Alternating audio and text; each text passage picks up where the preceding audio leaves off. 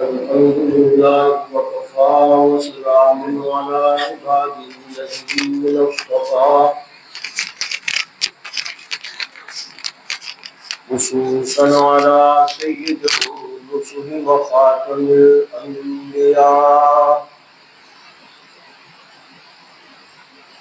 وعلى آله وأصحابه الأتقياء. أما بعد فأعوذ بالله من الشيطان الرجيم.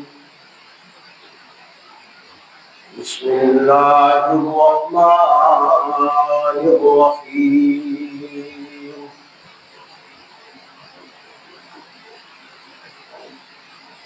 إني آمنت بربكم فاسمعون. قيل ادخل الجنة قال يا ليت قومي يعلمون بما غفر لي ربي وجعلني من المكرمين.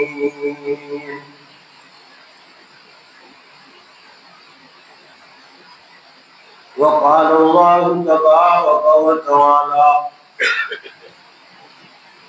في مقام آخر إذ قالت رب ابن لي عندك بيتا في الجنة ونجني من فرعون وعمله ونجني من القوم الظالمين.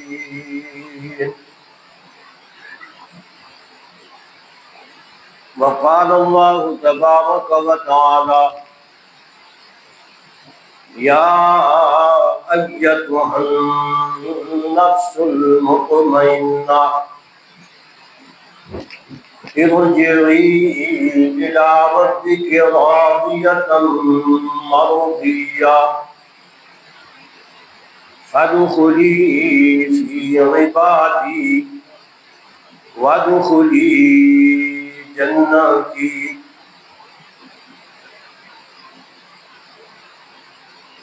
وقال رسول الله صلى الله عليه وسلم إن أرواح الشهداء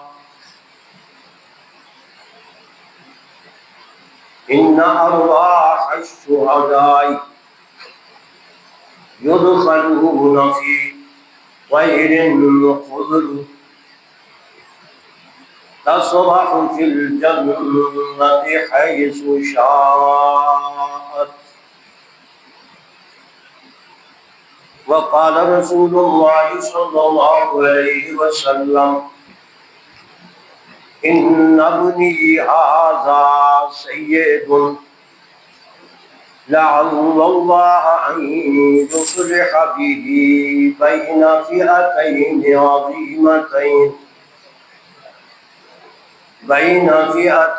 عظيمتين من المسلمين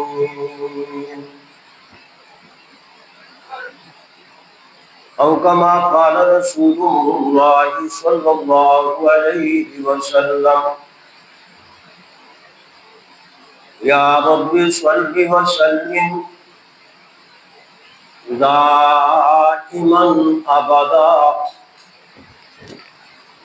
على حبيبك خير الخلق كلهم.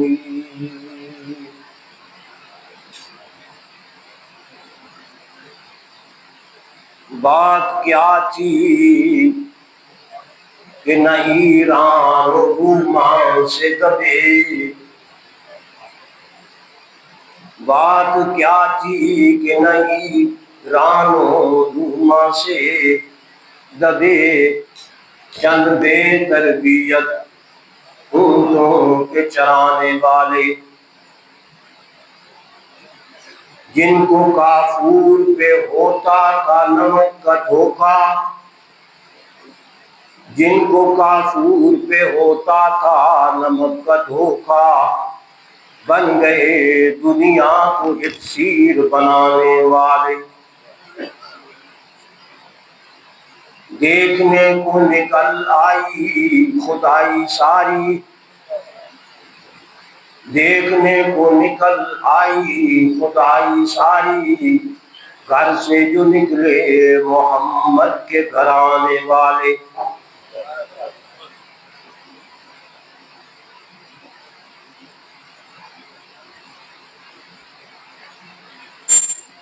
تمہیں سے اے مجاہدو دین کا ثبات ہے، تمہیں سے اے مجاہدو دین کا ثبات ہے، شہید کی جو موت ہے وہ قوم کی حیات ہے۔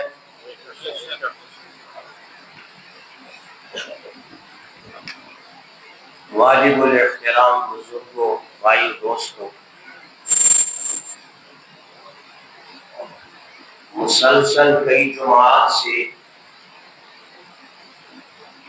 صحابہ کرام رضوان اللہ تعالی علیہم اجمعین ان کے مقدس اور پاک تذکرے کو آپ حضرات سن رہے ہیں۔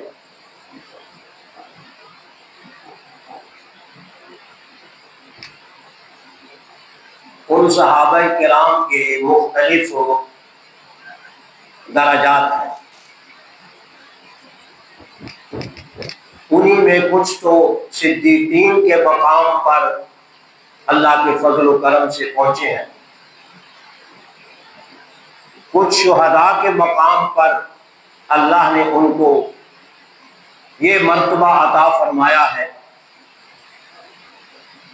کچھ ان میں سے صالحین ہیں جن کا ذکر قرآن پاک میں مشہور آیت مبارکہ کے اندر موجود ہے۔ اولئک الذین انعم اللہ علیہم من النبیین، یہی وہ لوگ ہیں جن پر اللہ نے اپنا انعام فرمایا، انعم اللہ علیہم من النبیین، سب سے پہلے درجے میں انبیاء علیہم السلام ہیں، ان پر اللہ نے سب سے بڑا انعام فرمایا کہ نبوت کا تاج اللہ نے ان کے سروں پہ سجایا، ان کو ساری مخلوق سے چنا۔ اللہ یصطفی من الملائکۃ رسلا ومن الناس، ان اللہ اصطفى آدم ونوحا وآل ابراہیم وآل عمران علی العالمین۔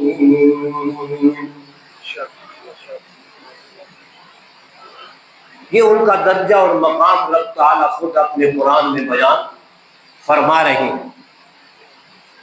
تو انہی انبیاء علیہ السلام کے بعد اللہ نے جن کا ذکر قرآن میں کیا، فرمایا من النبیین والصدیقین، اس کے بعد دوسرا نمبر صدیقین کا ہے۔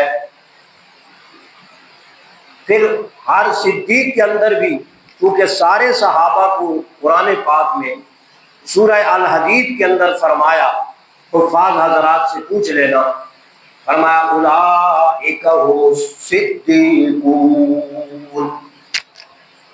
میرے پیغمبر کے سارا صحابہ صرف سچے نہیں، سچوں کے سردار ہیں، سب سے اونچے درجے کے سچے ہیں، کیونکہ صدیق مبالغے کا صیغہ ہے، عام لفظ نہیں ہے، عام لفظ صادق ہے، سچا، یہ ہے صدیقی۔ اولئک هم الصدیقون، آگے فرمایا والشہداء عند ربهم، ان صدیقین کے بعد دوسرا درجہ شہداء کا ہے، اور شہادت ایک بہت بڑا اعلیٰ رتبہ اور مقام ہے، اگرچہ اس کا رتبہ صدیقین سے کم ہے، انبیاء سے کم ہے، مگر وہ بھی اللہ تبارک و تعالیٰ کا انتخاب ہے، جس کو میرا مالک چاہتا ہے شہادت کے اعلیٰ رتبے پر فائز کرتا ہے، اور جس کو شہادت نصیب نہیں ہوتی وہ مرگ کے بستر پر مر جاتا ہے، عام فوت ہو جاتا ہے۔ حضرت خالد بن ولید رضی اللہ تعالیٰ عنہ جو بہت مشہور کمانڈر اسلام کے ہیں، کیا کہنا، اللہ تبارک و تعالیٰ نے ان کو بڑا ہی مقام اور درجہ عطا فرمایا تھا، مگر 125 جنگوں میں شرکت کرنے والے کو اللہ نے شہادت سے نہیں نوازا،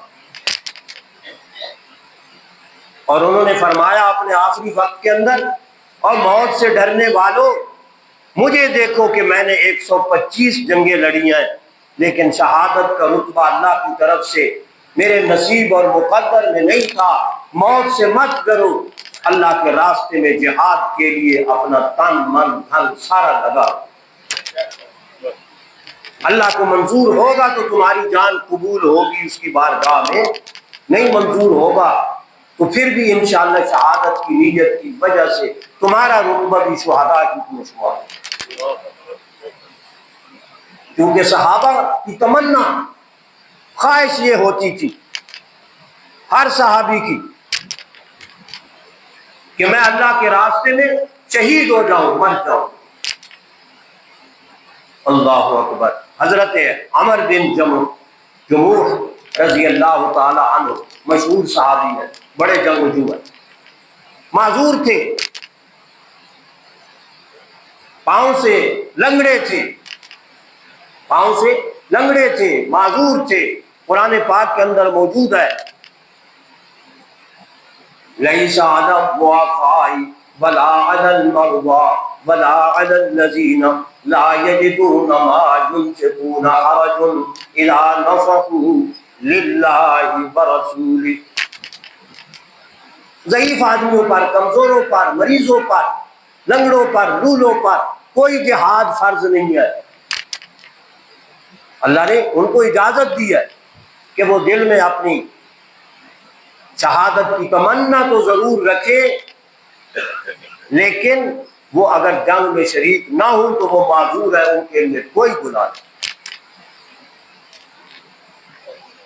تو حضرت عمر بن جموح کے جنگ احد کے اندر صحابہ شریک ہو رہے ہیں، اعلان ہو گیا ہے، حضرت عمر بن جموح رضی اللہ تعالیٰ عنہ کے 4 بیٹے جنگ احد کے اندر اپنے اسلحہ سمیت، کمان سمیت بالکل تیار ہیں، جنگ میں جا رہے ہیں۔ انہوں نے اپنے بیٹوں کو دیکھا تو کہنے لگے میں بھی چلتا ہوں۔ شہادت کی تمنا تھی، اللہ کے راستے میں اپنی جان دینے کی تمنا تھی۔ عمر بن جموح کہنے لگے میں بھی تمہارے ساتھ چلوں گا۔ میں نے کہا ابا جان مہربانی فرمائیں، ہم جو 4 آپ کی نمائندگی کر رہے ہیں، 1 نہیں، 2 نہیں، 3 نہیں، 4 بیٹے ہم اللہ کے راستے میں جہاد کے لیے جا رہے ہیں، اور پھر آپ معذور ہیں، آپ کو شرعی طور پہ اجازت ہے، مہربانی فرمائیں آپ گھر میں رہیں۔ بیٹوں نے بڑا ہی اصرار کیا لیکن وہ نہ رہے۔ انہوں نے کہا نہیں، میں نے جانا ہی جانا ہے، میں اپنے لنگڑے پن سے جنت کو رنگ دوں گا۔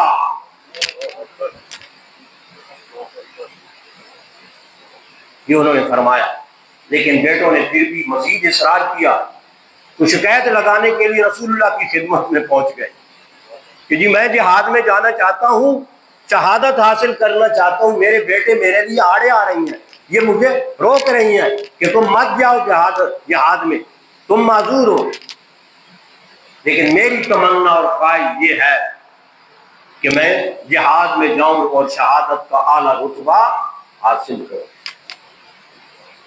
پیغمبر علیہ السلام نے ان کو یہی فرمایا آرام سے کہ ٹھیک ہے آپ معذور تو ہیں، شرعی طور پر واقعی آپ کا جہاد میں جانا نہیں بنتا، مگر اگر اصرار کرتے ہیں آپ کو پھر میں اجازت دیتا ہوں۔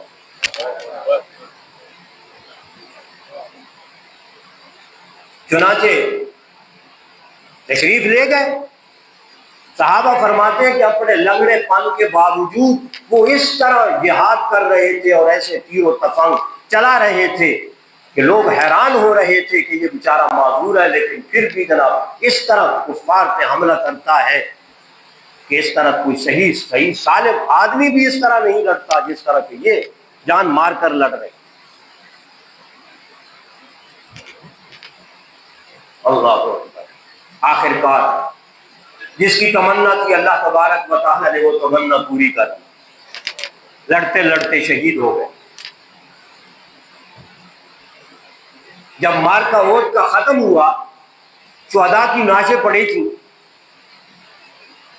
تو ان کی بیوی نے ان کو اونٹ کے اوپر، ان کی نعش مبارک کو اونٹ کے اوپر لادا تاکہ میں ان کو مدینہ منورہ کی طرف لے جاؤں اور اپنے ہی کسی قریبی قبرستان کے اندر میں ان کو دفنا دوں. انہوں نے اپنے شوہر کو اونٹ کے اوپر سوار کیا مدینہ لے جانے کے لیے ان کی نعش مبارک کو، مگر اونٹ ہے کہ جب مدینہ کی طرف رخ کرتے تو چلتا ہی نہیں، اور جب میدان احد کی طرف اونٹ کا رخ کرتے ہیں تو ادھر چل پڑتا ہے. ان کی بیوی نے رسول اللہ صلی اللہ علیہ وسلم سے اس بات ذکر کیا کہ حال یہ ہے کہ میں اپنے خامند کی نعش مدینہ منورہ میں لے جانا چاہتی ہوں، مگر اونٹ ادھر چلتا ہی نہیں ہے، ادھر چلتا ہے ادھر چلتا ہی نہیں. تو پیغمبر علیہ الصلوۃ والسلام نے فرمایا کہ انہوں نے گھر سے نکلتے ہوئے جاتے ہوئے کوئی دعا کی تھی یا کوئی بات کہی تھی؟ تو نے کہا یہ الفاظ کہے تھے جاتے ہوئے، اللہم ارزقنی شہادتا فی سبیلک، اے اللہ مجھے شہادت کی موت نصیب فرمانا، ولا تردنی الی اہلی، مجھے اپنے گھر والوں کی طرف واپس نہ کرنا، اے اللہ یہی شہادت کی موت عطا فرما کر مجھے یہی میدان کارزار کے اندر دفنایا جائے اور مجھے گھر کی طرف نہ لے جایا جائے. رسول اللہ صلی اللہ علیہ وسلم نے فرمایا یہی وجہ ہے ان کی دعا اللہ کے ہاں قابل قبول ہو گئی ہے کہ اونٹ کو بھی اللہ نے سمجھا دیا ہے کہ ادھر نہیں چلنا ادھر چلنا.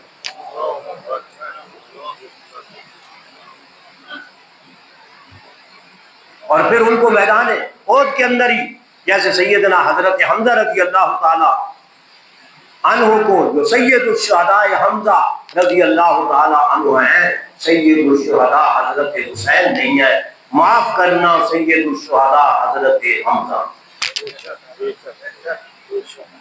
پیغمبر علیہ الصلوۃ والسلام کی پاک زبان سے شہادت کی سرداری ان کو عطا فرمائی، کسی اور کے لیے یہ الفاظ رسول اللہ نے نہیں فرمائے. تو اللہ کے رسول کے جس شخصیت کے لیے، ذات کے لیے، یہ نہیں کہ وہ جناب کا چچا تھا، اللہ کی طرف سے جو ان کا مقام تھا اللہ نے اپنی زبان، آپ کی زبان سے وہی نکلوایا.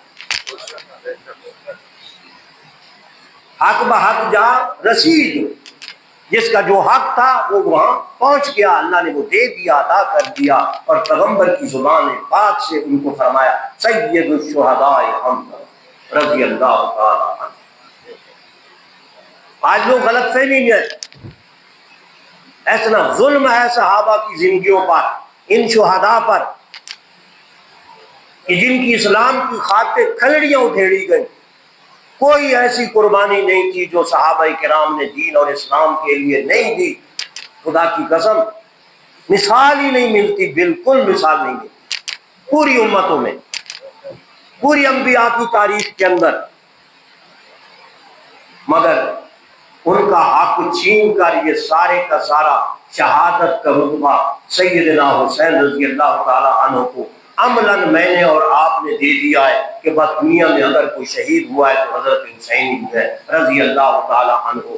ہم بھی ان کے مقام اور درجے کو الحمدللہ جانتے ہیں، پہچانتے ہیں، بہت عزت اور احترام کرتے ہیں، مگر گر فرق کے مراتب نہ کنی زندگی. بالکل شہید ہیں، بالکل نواسہ رسول ہیں، بڑا ہی ان کا مقام اور درجہ ہے، اس میں کوئی شک نہیں ہے. مگر وہ تو ابھی پیدا ہی نہیں ہوئے تھے جب یہ صحابہ کرام اسلام اور دین کی خاطر بہت قربانیاں دے چکے تھے اور دے رہے تھے. ان بیچاروں کو تو مظلوماً بلا کر ظالموں نے شہید کر دیا، شہید ہیں، مگر میدان کارزار کے اندر تو کوئی باقاعدہ کفار کے ساتھ لڑائی جھگڑا تو نہیں، مقابلے کے اندر مسلمان تھے، اپنے آپ کو کہلانے والے منافقین تھے، لیکن کہتے تو اپنے آپ کو مسلمان تھے نا۔ انہوں نے خطوطوں کی پرمار کر دی، وفد بھیج کر سیدنا حسین رضی اللہ تعالیٰ کو جھوٹ بولا، اپنی ہم نوائی کا پورا جو ہے وہ اعتماد دلایا، مگر اس کے باوجود جب جہاں پہنچے ان کے کہنے پر انہی بدبختوں نے ان کے اوپر حملہ کر کے شہید کر دیا۔ باہر سے تو کوئی آیا ہی نہیں تھا حملہ آور، وہی لوگ تو بلانے والے، تو ذمہ دار بھی شہادت کے وہی ہیں، باہر سے تو کوئی آیا ہی نہیں۔ کوفی الکوفی لا یوفی، یہ مقولہ مشہور ہے کہ یہ کوفے والے بڑے بے وفا تھے۔ جب سیدنا حسین رضی اللہ تعالی عنہ مکہ سے مدینہ منورہ سے جب چلے تھے تو صحابہ کرام نے ہاتھ جوڑ کر ان کی منت کی تھی کہ خدا کے لیے آپ کے ابا جان کو بھی ان لوگوں نے کامیاب نہیں ہونے دیا، آپ کو بھی کامیاب نہیں ہونے دیں گے، خدا کے لیے مت جائیں، آپ کے ساتھ بھی یہ لوگ یہی سلوک کریں۔ مگر اس دھوکہ دہی کی وجہ سے سیدنا حسین رضی اللہ تعالیٰ عنہ وعدہ کر چکے، اتنے جو ہزاروں کی تعداد میں، انہی کی تاریخ بتاتی ہے، ہماری نہیں، انہی کی تاریخ بتاتی ہے، ہزاروں خطوط لکھے، ہزاروں وفد بھیجے، 10 آدمی، 12 آدمی، 15 ایک جا رہا ہے، دوسرا آ رہا ہے، تیسرا جا رہا ہے، چوتھا جا رہا ہے، پھر یہ ہمارے پہ بڑا ظلم ہو رہا ہے، آئیں آپ، ہم آپ کا ساتھ دیں گے۔ تو اس وجہ سے آپ وعدہ کر چکے تھے، اس وعدے کی وفا کے لیے ان کے دھوکے سے ساتھ چلے گئے، ان کو دھوکہ ہوا، ثابت ہوا کہ عالم الغیب صرف ایک اللہ ہے۔ اگر سیدنا حسین رضی اللہ تعالیٰ کو علم ہوتا ہے جی کہ مجھے یہ بےعزتی کے ساتھ مظلومانہ شہید کر دیں گے میدان کربلا کے اندر، تو کبھی جاتے، اور اگر پھر بھی جاتے تو پھر معاذ اللہ یہ شہادت نہیں بنتی، پھر تو جان بوجھ کر اپنے آپ کو خودکشی کا مترادف بنتا ہے۔ اس لیے عقیدہ بناؤ کہ کسی صحابی کو کوئی علم نہیں تھا، اگر دوسرے صحابہ کو بھی علم ہوتا جو روکنے والے تھے تو وہ حضرت حسین رضی اللہ تعالیٰ کو کبھی بھی نہ جانے دیتے۔ ان کو بھی علم نہیں تھا کہ ہمارے شہزادے کے ساتھ، نواسہ رسول کے ساتھ یہ ظالم اس طرح کریں گے، نہ ان کو علم۔ لیکن شہادت بہت بڑا رتبہ ہے، اس کے لیے رونے پیٹنے کی، زنجیر زنے کی اور یہ خرافات کرنے کی ہرگز ضرورت نہیں ہے۔ اس پہ تو اپنی گردن اونچی کر کے ان کو شاباش دینے کی ضرورت ہے۔ مومن مسلمان بہادر ہوتا ہے، بزدل نہیں ہوتا، یہ رونے پیٹنے سے بزدلی پیدا ہوتی ہے، حوصلہ شکنی ہوتی ہے اور انسان کمزور ہوتا ہے۔ لیکن انسان کو جرأت اور ہمت کے ساتھ برداشت کرنا چاہیے، صبر کرنا چاہیے۔ اسی واسطے جہاں شہادت کا ذکر آیا، اللہ تبارک و تعالی نے فرمایا یا ایھا الذین آمنوا اتقوا اللہ لا تقولوا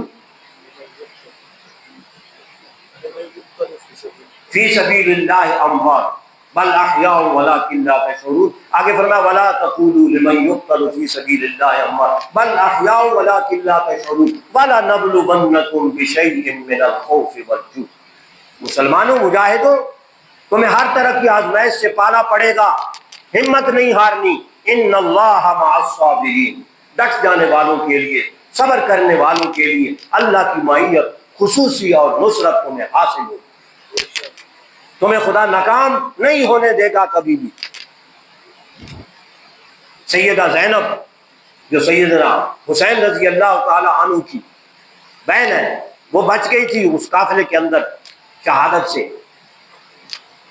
حضرت حسین رضی اللہ تعالیٰ نے جب دیکھا، یہ ان کی کتابوں کی بات کر رہا ہوں، میں اپنی کتابوں کی تو بات ہی نہیں کر رہا۔ اللہ اکبر، انہی کی بات سنوارتا ہوں، زبان میری ہے بات ان کی، انہی کی محفل سنوارتا ہوں، انہی کی محفل سنوارتا ہوں، زبان میری ہے بات ان کی۔ یہ لکھا ہوا اس کے اندر موجود ہے کہ انہوں نے جب دیکھا کہ اب مجھے یہ چھوڑیں گے نہیں، بدبختوں نے چاروں طرف سے مجھے گھیرا ڈالا ہوا ہے، اور انہوں نے سمجھایا بھی صحیح کہ تم لوگوں نے مجھے بلایا نہیں، یہ خطوط نہیں لکھے، یہ سارا کچھ جتنا بھی وہ کارستانی تھی ان کی، وہ ساری ان کے سامنے ان کو شرم دلائی، حیا دلائی، ان بے حیاؤں کو پھر بھی حیا نہیں آیا،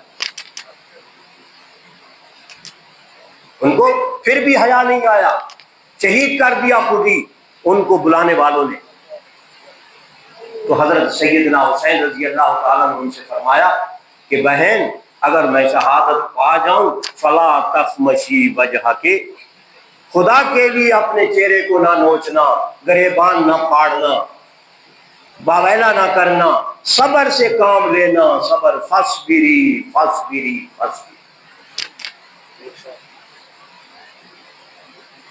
گویا سیدنا حسین کی تعلیم کے بھی خلاف حضرت علی رضی اللہ تعالیٰ عنہ کی بھی تعلیم کے خلاف میں اور آپ کر رہی ہیں۔ یہ ہٹ نہیں میں کر رہا، میں تو خدا کے لیے سمجھانے کے لیے نصیحت اور خیرخواہی کے طور پہ کہہ رہا ہوں، اپنے آپ کو جہنم سے بچاؤ۔ صحابہ دشمنی سیدھا جہنم کے اندر جانا ہے، یاد رکھیں، قرآن دشمنی سیدھا جہنم کے اندر جانا ہے، قرآن کا منکر بھی سیدھا جہنم کے اندر جائے گا، صحابہ کا منکر بھی سیدھا جہنم کے اندر جائے گا۔ یہ قرآن کہتا، میں نہیں کہہ رہا۔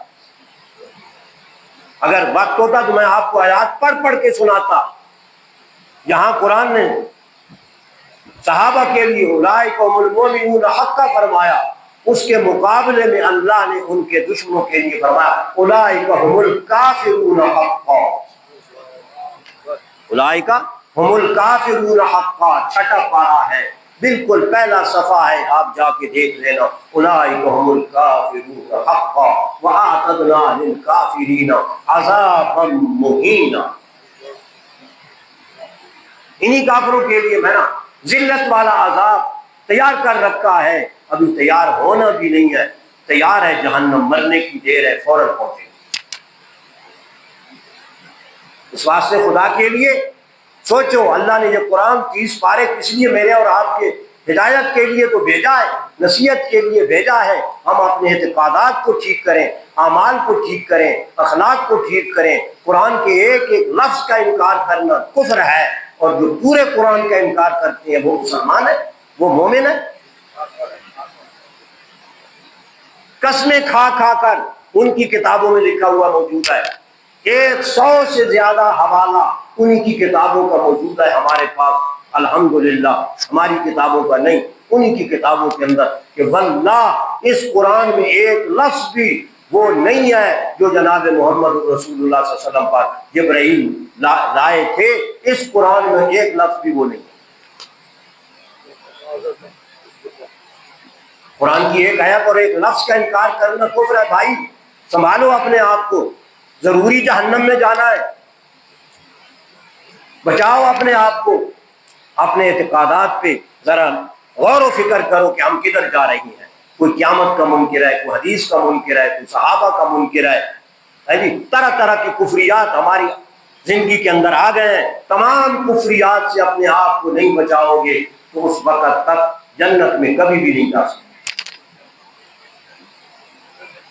وما هم بخارجین من النار، وہ کبھی بھی دوزخ سے، جہنم سے نکالے نہیں جائیں گے جو قرآن کے دشمن ہے۔ جو صاحب قل من كان عدوا لجبريل فإنه نزله على قلبك بإذن الله مصدقا لما بين يديه۔ قرآن پاک کے اندر موجود ہے کہ جو دشمن جبریل کا، جو دشمن رسول اللہ صلی اللہ علیہ وسلم کا، جو دشمن قرآن کا، فإن اللہ عدو للکافرین، اللہ ایسے کافروں کا خود دشمن ہے۔ جس کا دشمن خدا ہو جائے اس کے پلے میں رہتا کیا ہے، وہ بچتا کیسے ہے؟ اس واسطے اگر قرآن کو ظاہری طور پہ مانتے ہو تقیہ نہ کرو، اصلی طور پہ مانو۔ اوپر اوپر سے کہتے ہیں کہ ہم قرآن پڑھتے ہیں، ہمارے لوگ پڑھتے ہیں، بھائی پڑھتے ہیں تو یہ تمہاری کتابوں کے اندر جو لکھا ہوا ہے کیا ان کو تم اپنا علامہ اور سارا کچھ نہیں سمجھتے؟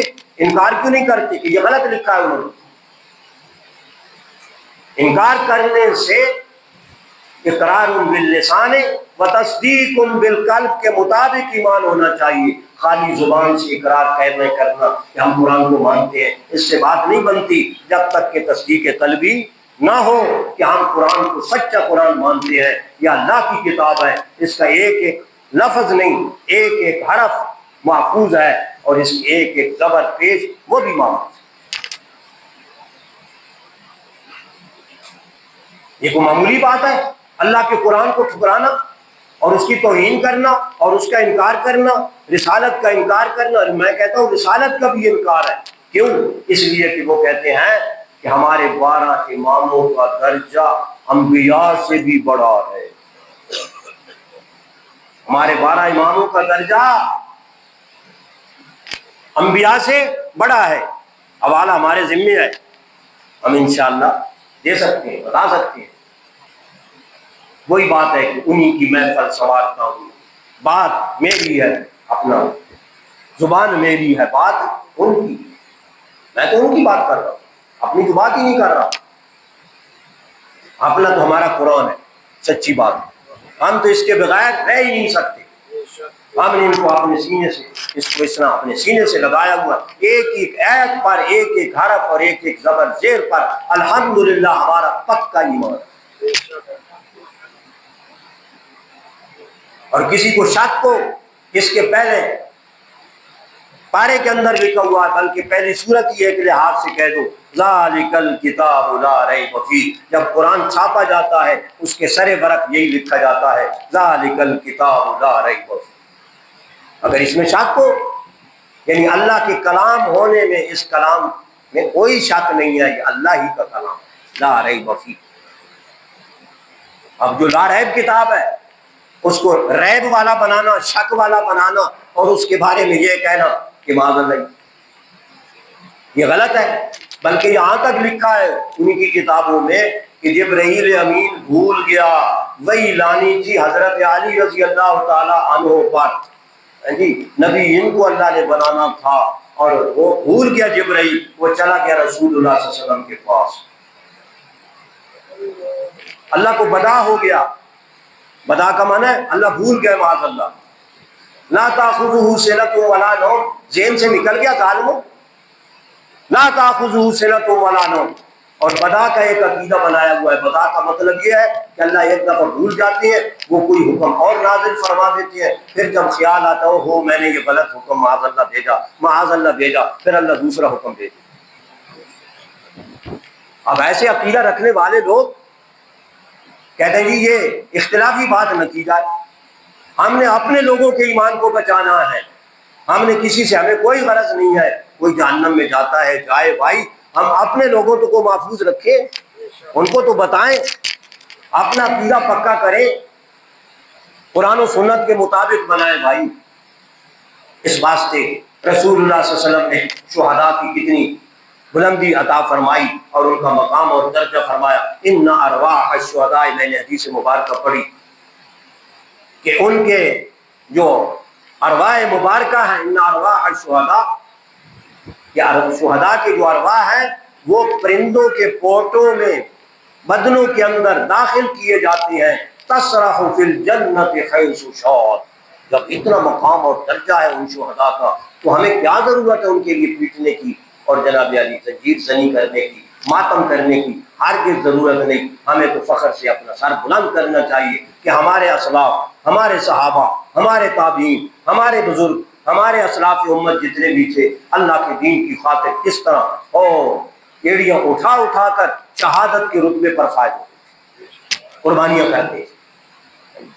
اس واسطے جس طرح حضرت عمر بن جموح کا میں نے واقعہ آپ کو بتایا، ابھی تو میں نے ایک صحابی کا بتایا ہے، سینکڑوں نہیں ہزاروں صحابہ ہیں جو اسی موت کی تمنا کے اندر جان آفرین کے سپرد کر دیں.